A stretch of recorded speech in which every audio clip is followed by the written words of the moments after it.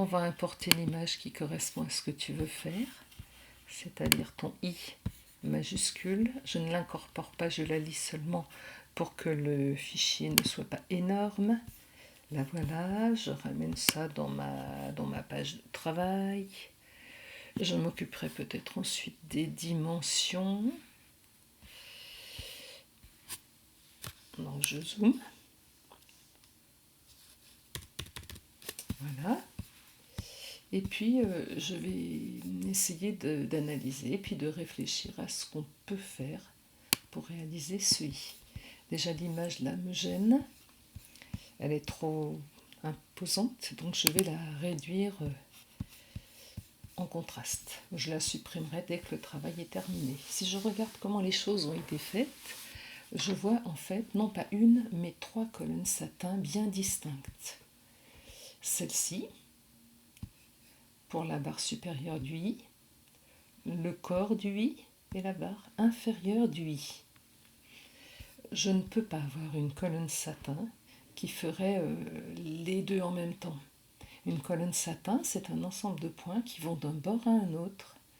Et si j'avais une forme unique en haut, la machine ne saurait comment s'y prendre. Ce qui explique le traitement qui a été fait. Alors nous, on va faire la même chose. On va faire 3 colonnes. Donc je prends mes courbes de Bézier et je me mets au travail. Je supprime l'aimantation pour être sûr de bien coller au dessin. Et je me lance. Donc un bord de la colonne ici, c'est une horizontale. L'autre bord là, hop, c'est une horizontale et un arrondi. Tu verras, tu vois que j'ai toujours travaillé dans la même direction. Je suis toujours partie de gauche, j'aurais pu partir de droite. Ce qui est important, c'est de ne pas...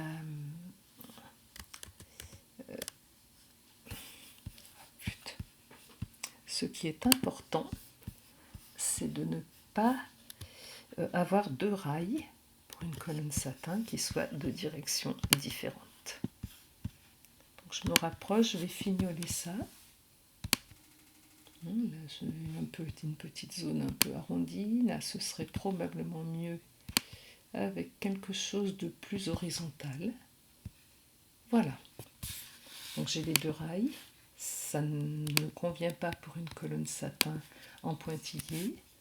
Donc très rapidement, je transforme ça en point continu, en contour continu. Voilà. Ces 2 rails, il me faut les combiner. Chemin, je combine. Et puis, par prudence, et aussi parce que chaque rail a un nombre de nœuds différents, je vais rajouter des traverses. Donc, je suis sur le chemin, il est sélectionné.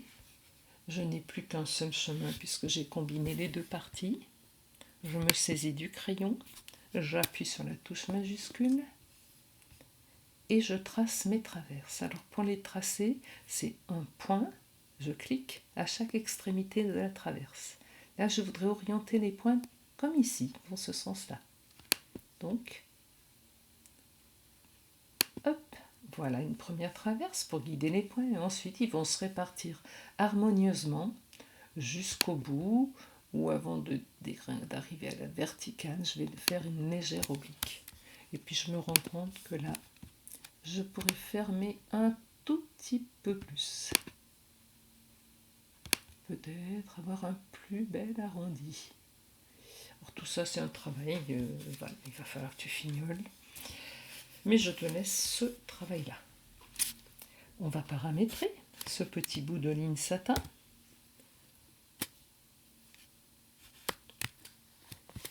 Voilà. Bon, en standard, il ne comprend pas bien. Pas grave, je lui dis que c'est une colonne satin. Voilà, il la réalise. Alors je te conseille d'utiliser tout de suite sur toute tes colonnes, une compensation d'étirement. La compensation d'étirement fait que la colonne va avoir tendance à resserrer le tissu, donc il faut compenser en les faisant un tout petit peu plus larges. je te conseille de mettre une sous-couche. Quant à elle, cette sous-couche, je te conseille de la décaler très légèrement à l'intérieur. La sous-couche va donner du volume. Voilà, et on voit là qu'elle est très légèrement au 0,2 mm. C'est pas énorme, mais c'est pas mal. Voilà pour le début. Première colonne. Pour les autres, maintenant, tu as compris, ça va être un jeu d'enfant. Alors on y va très rapidement. Je désélectionne ça et hop, je suis partie. Voilà. Voilà. 2 points me suffisent là. Je vais pouvoir maintenant retravailler ma courbe. Moins on met 2 points et plus on a des choses qui sont harmonieuses. Voilà. Ces 2 lignes, là j'ai 2 lignes, 2 chemins. Il me faut les combiner. 1, 2, je les sélectionne tous les deux. Je les combine. Une ligne discontinue ne convient pas. C'est pas propriété, c'est tout bêtement fond et contour que je vais laisser ouvert comme ça, je l'aurai pour le dernier coup. Voilà. Je grimpe. Voilà. Et puis je vais rajouter, même si c'est pas indispensable puisqu'on a un nombre de points équivalent de chaque côté, je vais rajouter quand même des traverses. Là, c'est pas bon. C'est pas bon parce que mon chemin n'est pas sélectionné. Donc la démarche, je sélectionne le chemin. J'appuie sur la touche majuscule, je ne laisse plus. Je clique à chaque extrémité de la traverse. Voilà, elle est faite. Puis là, on se rend compte que le point, petit à petit, s'incurvait vers le bas. Peut-être même serait-il intéressant de faire passer très légèrement, voilà, cette boucle peut-être dessous. De façon, voilà, les 2 points d'extrémité sont l'équivalent d'une traverse. Donc là, le point va commencer à se pencher, puis se pencher encore. Et la dernière passera par-dessus. Voilà pour cette deuxième, je la paramètre, CTRL SHIFT P. C'est une colonne satin personnalisée, avec une compensation d'étirement à 0,2. Je te conseille de les passer les unes après les autres, hein, de ne pas tout paramétrer en même temps. Ça te permet d'être sûr de ton travail au fur et à mesure qu'il avance. Voilà. Et on passe à la dernière colonne satin. Celle-ci-là, hop. Hop. Ok pour le premier côté.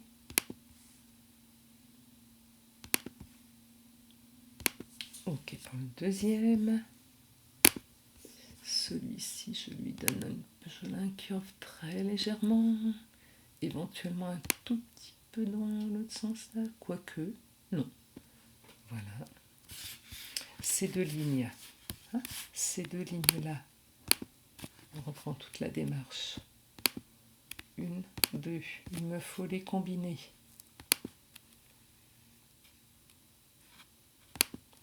Ensuite, il me faut les transformer en points, en ligne continue. Alors, tu montes. Ah oui, pub. D'accord. Voilà. Je rajoute des traverses. Donc, je sélectionne mon chemin, j'appuie sur majuscule, je prends le crayon, pardon, et je rajoute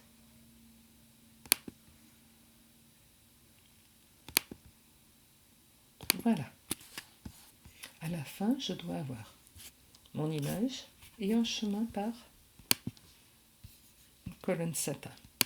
Hop, je supprime l'image, je n'en ai plus besoin. Je suis maintenant à peu près contente. Je paramètre ce chemin-là. CTRL-SHIFT-P. En colonne satin, avec 0,2 de 0,2 ou 0,3, je ne sais plus ce que j'ai mis, de compensation d'étirement. Un décalage à 0,2 à l'intérieur. J'applique. Je quitte. Je prends mon calque et je vérifie que tout va bien. Je fais une simulation de l'ensemble.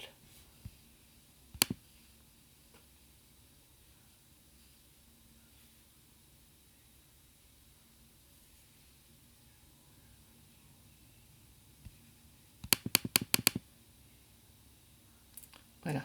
Alors là, il y a quelque chose qui n'est pas très élégant. C'est ce saut de fil que tu vas peut-être couper parce que ce serait trop... Alors c'est toi qui vas faire le choix. Je vais quand même te montrer ce que tu peux faire.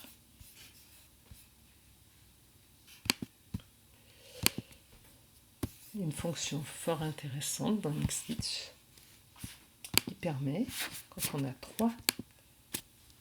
plusieurs colonnes comme ça, de les agencer automatiquement. Hop, outil de satin, agencement automatique. On laisse faire la machine, on applique, elle travaille. Et quand elle a fini, on a quelque chose d'un petit peu différent. Alors on regarde ce que ça donne.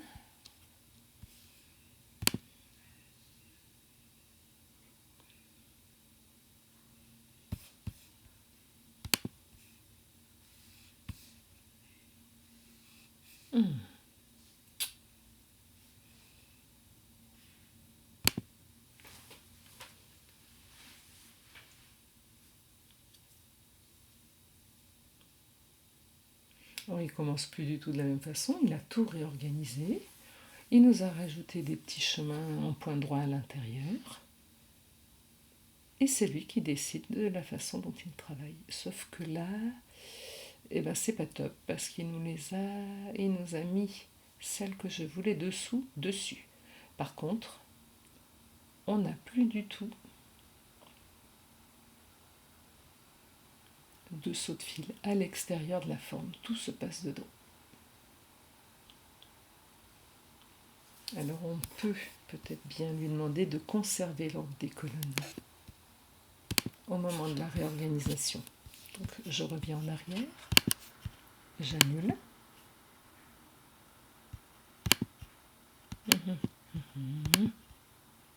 J'annule l'agencement automatique et je reprends en lui demandant cette fois-ci de conserver, agencement automatique, de préserver l'ordre des colonnes. J'applique et il va s'y prendre différemment. On voit que bon, tout à l'heure il démarre à gauche, cette fois-ci il démarre à droite, puis on va voir pourquoi. Donc je ferme. C'est fait, je ferme et je m'en vais regarder ce qu'il nous a fait.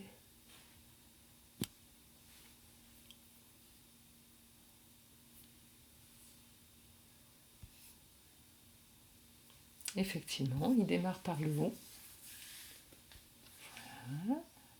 Il fait le haut en 2 fois pour ne pas faire un fil à l'extérieur. C'est bien, il nous fait le deuxième.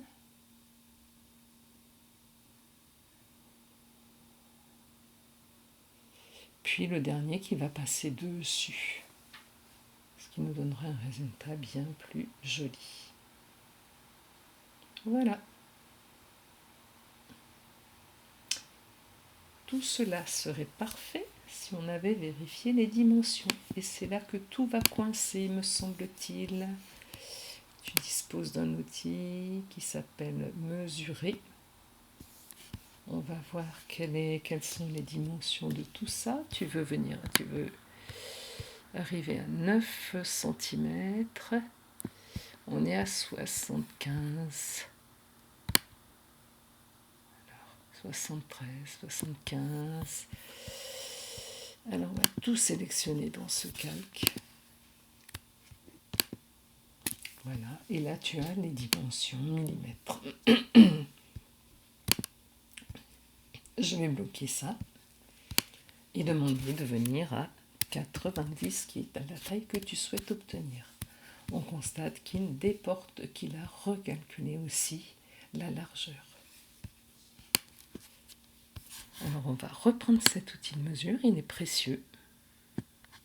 Et puis on va regarder ce que nous donne cette fois-ci l'épaisseur de cette colonne.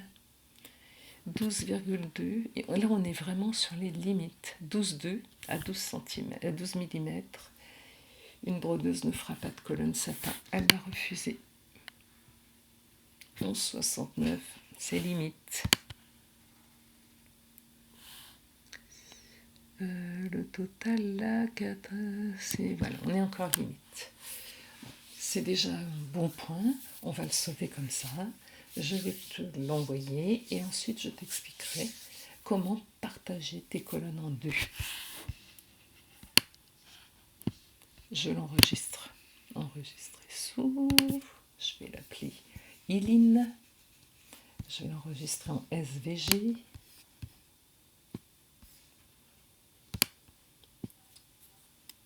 Iline. Dans mes téléchargements. Ok.